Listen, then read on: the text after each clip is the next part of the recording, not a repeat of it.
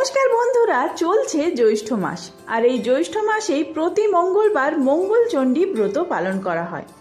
এই মঙ্গলচণ্ডী ব্রত পালন করলে নির্ধন ধন পায়, হারালে ফিরে পাওয়া যায়, আর মরা মানুষ জীবিত হয়ে ওঠে। তাই চলুন বন্ধুরা, আজকের ভিডিওতে আমরা জেনে নেব জ্যৈষ্ঠ মাসের 4টি মঙ্গলবার কবে পড়েছে। ইতিমধ্যেই একটি মঙ্গলবার চলে গিয়েছে।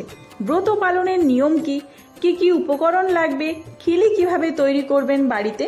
এছাড়াও যদি আপনি উপোস করে থাকেন, অবশ্যই একটিবার ব্রত কথা শুনুন। সেই ব্রত কথা এবং পুজোর গল্প নিয়ে রয়েছে আজকের ভিডিও, মানে কিভাবে এই পুজোর আবির্ভাব হয়েছিল। তো চলুন বন্ধুরা, আর দেরি না করে ভিডিওটি শুরু করা যাক। যদি আমার চ্যানেলে নতুন হয়ে থাকেন, অবশ্যই চ্যানেলটি সাবস্ক্রাইব করে এবং ভিডিওতে একটি লাইক করে শেষ পর্যন্ত সাথে থাকবেন। আশা করি ভিডিওটি আপনাদের জন্য খুবই হেল্পফুল হবে। ভিডিওর মূল পর্বে যাওয়ার আগে মা মঙ্গলচণ্ডী দেবীর অশেষ কৃপা পেতে কমেন্ট বক্সে লিখুন জয় মা মঙ্গলচণ্ডী দেবীর জয়। ভিডিওর শুরুতেই বলে রাখি, প্রতি মঙ্গলবার এই মঙ্গলচণ্ডী ব্রত পালন করা হয়। সেটি আপনারা বাড়িতেও করতে পারেন অথবা মন্দিরে পুজো দিয়ে এসেও প্রসাদ গ্রহণ করতে পারেন। তবে অবশ্যই আগের দিন নিরামিষ আহার গ্রহণ করতে হবে এবং যেই দিনকে পুজো করবেন মানে সেই দিনে উপবাস থাকতে হবে আর খিলি খেতে হবে। আর কুমারী সধবা উভয় মহিলারাই এই ব্রত পালন করতে পারবেন। তো এবার জেনে নেওয়া যাক এই বছর যে 4টি মঙ্গলবার রয়েছে কোন কোন তারিখ পড়েছে। প্রথম মঙ্গলবার ইতিমধ্যেই চলে গিয়েছে 5ই জ্যৈষ্ঠ 20শে মে। এর পরের যে মঙ্গলবার আসছে 12ই জ্যৈষ্ঠ 27শে মে। তারপরের যে মঙ্গলবার রয়েছে 19শে জ্যৈষ্ঠ 3রা জুন। এর পরের যে মঙ্গলবার মানে সব শেষে যে মঙ্গলবার রয়েছে, যেই মঙ্গলবারটি প্রত্যেকেই করে থাকেন, 26শে জ্যৈষ্ঠ 10ই জুন। এবার জেনে নেওয়া যাক এই ব্রত পালন করতে কি কি উপকরণ লাগবে। 17টি সুপারি, ধান, দূর্বা, ফুল, পাকা আম, পৈতে ও কাঁঠাল। এছাড়াও একটি সিঁদুর কৌটো, একটি আয়না ও একটি চিরুনি। আর খিলি তৈরি করতে যে উপকরণগুলি লাগবে সেগুলি হলো 17টি তুলসী পাতা, 17টি আমন ধানের চাল, 17টি যবের চাল, 17টি মুগ কড়াই, 1 টুকরো কলা পাতায় মুড়ে খিলি তৈরি করতে হবে। এটি আপনারা বাজার থেকে কিনতেও পারেন অথবা নিজেরা জোগাড় করে তৈরি করতে পারলে সব থেকে ভালো হয়। এই সমস্ত কিছু ফল আর এই খিলি সমস্ত কিছু নিয়ে মায়ের উদ্দেশ্যে অর্পণ করে মাকে ধূপ দীপ দেখিয়ে আরতি করে তারপরে আপনারা এই খিলি গ্রহণ করবেন। মনে রাখবেন, এই খিলি দাঁতে চিবোনো যাবে না। এটিকে কলা পাতায় থেকে খুলে কলায় মেখে, মানে যে কলা আপনারা প্রসাদে ফল হিসেবে দিচ্ছেন সেই কলায় মেখে গিলে খেতে হবে, দাঁতে চেবানো যাবে না। এবার জেনে নেওয়া যাক এই মঙ্গলচণ্ডী ব্রতের আবির্ভাব কিভাবে হয়েছিল। যারা উপবাস করেছেন তাদের জন্য রইল ব্রত কথা। উজানি নগরে এক সওদাগরের বাড়িতে এক বুড়ি ব্রাহ্মণী প্রখর রোদে দুপুরবেলায় ভিক্ষা চাইতে এসেছিলেন।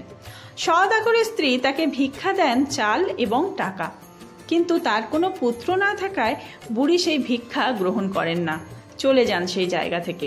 ভিক্ষা না নিয়ে চলে যাওয়ায় সংসারের অকল্যাণ হবে ভেবে সওদাগরের বউ কান্নায় ভেঙে পড়ে। তখন সওদাগর খোঁজ করে সেই বুড়ির কাছে যায়। বুড়ি তার হাতে একটা ফুল দিয়ে বলেছিলেন যে তার বউ যদি এই ফুল ধোয়া জল খায় তাহলে সে পুত্রের জননী হবে। সত্যিই তাই হয়েছিল এবং সেই ছেলের নাম রাখা হলো জয়দেব। এবার সেই বুড়ি ব্রাহ্মণী আর এক সওদাগরের বাড়িতে উপস্থিত হয়েছিলেন। পুত্র থাকলেও সেই বাড়িতে কন্যা সন্তান ছিল না, তাই সেখানেও তিনি ভিক্ষা নিলেন না। ব্রাহ্মণী সেই সওদাগরের বউকে বললেন একটি ফুল দিয়ে সেই ফুল ধোয়া জল খেতে। সেই ফুল ধোয়া জল খাওয়ায় তারও একটি কন্যা সন্তান হলো এবং তার নাম রাখা হলো জয়বতী। জয়বতী এবং জয়দেব পাশাপাশি দুটি গ্রাম। জয়দেবের পূজা অর্চনায় ভক্তি না থাকলেও জয়বতীর এ ব্যাপারে খুব বিশ্বাস ছিল। সে নিয়ম করে মা মঙ্গলচণ্ডীর পুজো করতেন। এরপরে জয়দেবের সঙ্গে জয়বতীর বিয়ে হয়। জয়বতীকে ব্রত পালন করতে দেখে জয়দেব জিজ্ঞাসা করলেন যে সে কি ব্রত পালন করছেন। জয়বতী জানায় যে সে মা মঙ্গলচণ্ডীর ব্রত পালন করছেন। এই ব্রত পালন করলে নির্ধন ধন পায়, মরা মানুষ বেঁচে ওঠে, হারালে ফিরে পাওয়া যায়।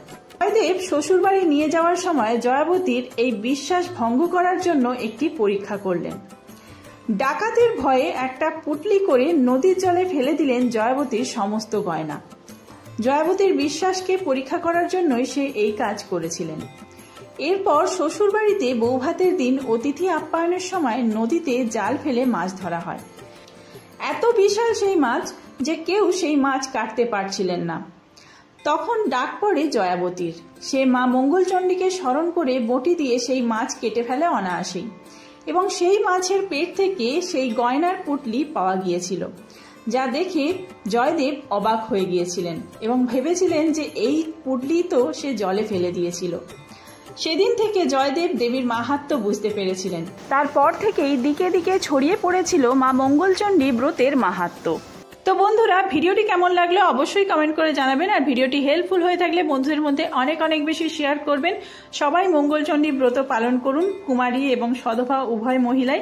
খুব তাড়াতাড়ি নতুন কোনো ভিডিও নিয়ে আসছি। সবাই সুস্থ থাকুন, ভালো থাকুন, ধন্যবাদ।